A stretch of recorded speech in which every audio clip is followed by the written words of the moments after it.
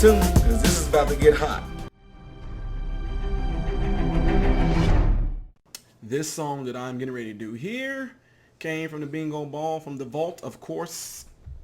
This is a song that a lot of you guys wanted me to do about 11 months ago. That's in relation to the song I did, Mike and the Mechanics in the Living Years. And this is Cats in the Cradle by Chapin. All right. So I am getting ready to go right on into it. Let's see what this.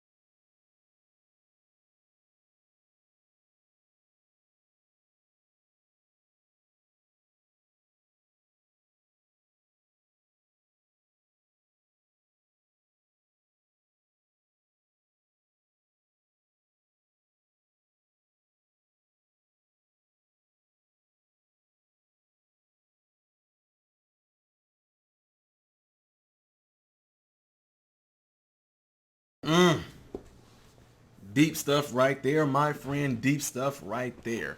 This is one of the prime examples that I teach amongst a lot of the youth when I say things like you can teach without actually out ever saying a word. There's something that a friend of mine, he know he is, Joe Alvo, said at one time. He and I talk about different things. He's a really good Christian friend of mine. We both have these different talks about certain things. And like one time we both were just talking about how all these different religions and stuff started. He said, religion started because one man was blind and Jesus spit in his eyes. If one man was blind, Jesus spit in the mud, spit in the ground, made mud, put it in the man's eyes and told him to go wash it. He said that's how two religions started, because one man saying, man, Jesus would never sit there and spit in your eyes and to heal you. Another man said, well, Jesus would never sit there and make some mud by spitting in the mud and rubbing it in your eyes and then telling you to wash it in there. He said, then two religions started. So anyway, I'm saying that to say he also told me something before too. Forget what he said. He said, preach the gospel everywhere you go, and if necessary, speak. So what I like about that is this. Y'all like, where are you going with that? I'm going somewhere with that. Just watch this. You guys ever wonder how lions and tigers and all these animals out there learn to do what they do? It's not. People, I know some people say it's instinct. I'll give you that. But no, what you need to do, if you watch these channels, these animals watch. These animals watch. The female lioness that go and do the hunting, their cubs, when they get to certain ages, they watch to see what their mothers them do. They'll sit there and look at mom crouching down. Well, look at my aunts. Well, they're all surrounding that black and white thing right there. Look what they're doing. They're all crouching down. Every time that thing raises its head up, they stop moving. When it goes back down to eat, they start moving closer. Oh, they're running after it. Oh, they grabbed it. And they go over there. Oh, this is what we eat. So what I'm saying is that these tigers don't sit there and do things. Lions and tigers, all these, I'm using this as an example. They don't sit there and go, now, son, crouch down in the grass. Now, as you get a little closer, when it looks up, you stop moving. No, they learn by watching. So my point in saying that is that this song right here, I love how the guy was telling the story in here, how he was trying to play with his son and he told him that he didn't have time for it when he bought him like a baseball glove or something like that. He bought his son a glove, but then said he didn't have the time to play with him. And he just pretty much didn't have time for his son. Then what he say? Somebody's son turning. He said somebody's son turning 10. He bought him a ball. Then he pretty much said he couldn't play with him. And his son was like, "Yeah, I'm gonna be like him." You know. So anyway, then it became cool because his son came home from college. As soon as he came home from college, the dad was happy to see him. Come on, sit down with me. Before he could even sit down with him, his son said, "Dad, can I borrow the keys so I can go somewhere?" You know. So he didn't have time for his dad. And then as he got older, the father got older. The son ended up having children apparently because he said something about him wanting to talk to him and all that. And the son said he really didn't have time to do something else because his son had the flu or kids had the flu, something like that.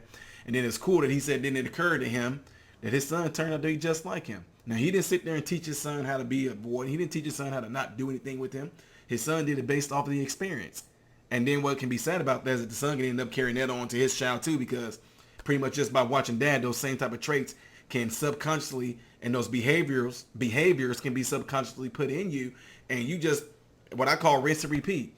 That's what I say about things like telling people that, you know, in superior minded thinking, you have to think for yourself. I'm all about individualisms. You know, I'm not about trying to really, I help when I talk to folks and different things like that. Yeah, you talking to folks by masses, but just like what Jesus did, most of the people had more significant changes with Jesus when he was with them one-on-one than it was than when he was with a crowd of them. Oh, that's not true because Jesus fed the loaf. He broke the loaves of bread and fed the people with a bunch of fish. Yeah, he fed them. But then it got to a point to where they left because he sat there and said, are y'all just following me because of what I can provide for y'all food-wise? Or y'all following me because actually these words of truth that I'm trying to give you? And majority of them all left. Pretty much all of them left. So anyway, the reason why I say that is that by us following certain behaviors, it's not all necessarily about what I talk about to you, but it's also about what you see. So let's say for instance, my own children, you know, my own nephews, them, you know, ones that are real close to me, they don't necessarily have to be or get taught anything by me. They can tell what you do by your actions, pretty much. They see what you do. They see how you respond to things. When stresses come, they see how you deal with them. Do you, oh my God, or when stresses come, oh yeah, I got this, it's cool. Even though inside you may not be feeling that way, but the fact that they are watching, no, okay, it's cool. Yeah, I got it.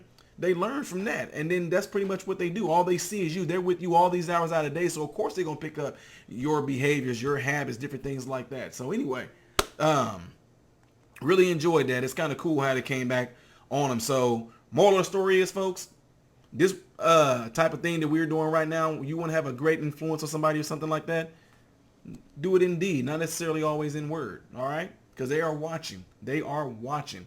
There are mentorees on here, youth group, kids on here, churches that I've spoken at. These folks are watching me. They see the things that go on in the live chat to see how I handle certain situations and all that. It's all about actions, not necessarily about words. All right? Anyway, let me know what y'all think about this. Harry Chapin in Cats in the Cradle. I am Ty Smith, modern Renaissance man, hoping and praying that every last one of you guys have food, shelter, and clothing, and most of all, hoping and pray every last one of you guys are in great health. God bless you all through Jesus.